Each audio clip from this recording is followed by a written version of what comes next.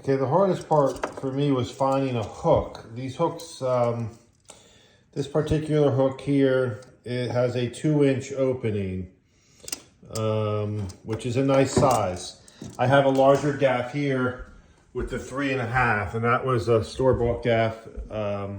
So these hooks are hard to find, and these short gaffs are cheap. So it's sometimes better just to buy the short gaff. But if you come across or you have some large hooks, this is a, I think it's a ultra graphite club here. This was a large, what do you call it? The ones you hit the ball with first, driver.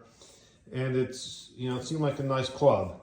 So anyway, I had to cut the shaft with the grinder, or you can just use a handsaw, like a hacksaw, it doesn't matter. And the hook wouldn't fit in the first cut. It was too narrow. So I had to take a second piece out.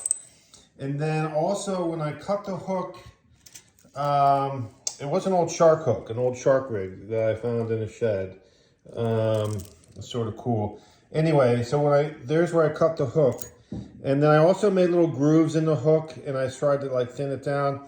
And with the grinder, I tried to take this barb out. I'm gonna have to hand file that because you don't really want this barb, it'll be hard to get the fish off the gaff. So I'm either gonna fill that with some JB Weld or grind that down. And it's crazy sharp, so I made my girlfriend drink a bottle of wine to give me a cork.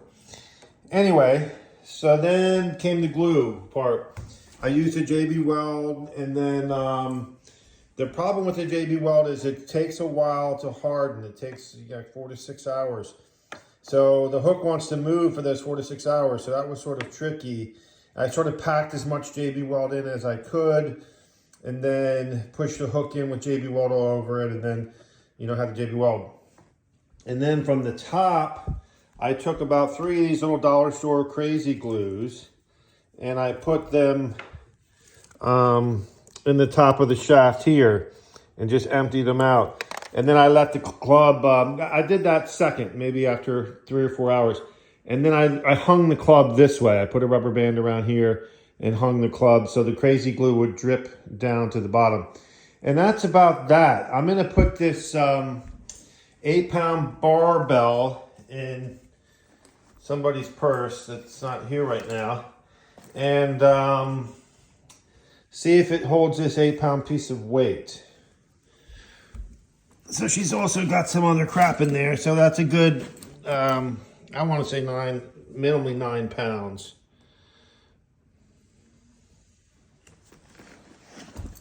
So it passed the 8-pound test. Maybe I'll get another one and see if I can go 16 pounds. I got another 8 pounds, and that's probably gonna either break the gaff or break the pocketbook. We'll see what happens. I'm not gonna go more than 16 with this setup, or it'll definitely break the pocketbook. Okay. I'll give it a few seconds to make sure it's gonna hold, because this is not easy to hold up. So it held 16 pounds plus whatever the pocketbook is and her crap. I'll say 17 or 18 pounds, which is good enough for me. Okay, so the total length of the gaff is about 36 inches, 3 feet. And you can see the weird bend on the hook. I didn't really think about it till after I made it, but I'm gonna put this hook in a vise. I wish I did it before I sort of straightened the hook. The manufacturer put that bend into it. I don't really like it. The other little bit of advice, when you're working with these glues, you gotta wear, not you have to wear, but it's nice to wear rubber gloves, some old COVID gloves, because inevitably that crap gets all over you. That's it.